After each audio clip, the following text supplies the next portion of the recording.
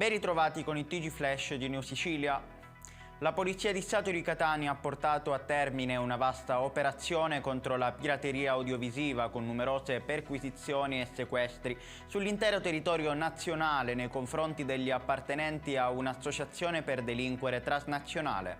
Sono 70 le persone coinvolte e indagate nello streaming illegale con profitti mensili per milioni di euro.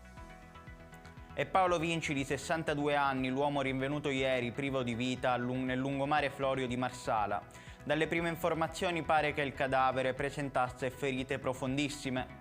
Tra le ipotesi più accreditate ci si concentra su un probabile incidente autonomo. Non tramonta però il pensiero che in realtà Vinci possa essere stato vittima di un tragico scontro con un altro mezzo, con il conducente che non si è fermato a prestare soccorso. Incidente sulle strade siciliane, precisamente sulla bretella dell'autostrada A29 Palermo-Mazzara del Vallo, all'altezza di Tommaso Natale. Una donna al volante di un'auto, una Mercedes classe A, ha perso il controllo del mezzo e si è scantata contro un traliccio che è caduto ed è finito sulla carreggiata. Sul posto sono intervenuti i sanitari del 118 che hanno soccorso la donna e l'hanno trasportata in ospedale per ulteriori accertamenti. Sbarcati a Lampedusa altri 48 migranti, tra cui 14 minori. Sono stati soccorsi da una motovedetta della Guardia Costiera mentre navigavano su un barchino di 7 metri.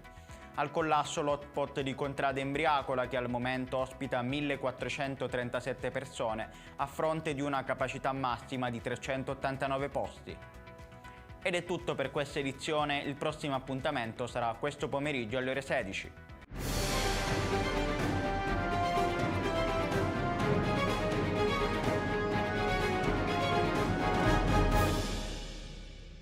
Procar, centro assistenza autorizzato BMW e Mini, adesso anche BMW Motorrad, via George Marshall 7, Mister Bianco, Catania.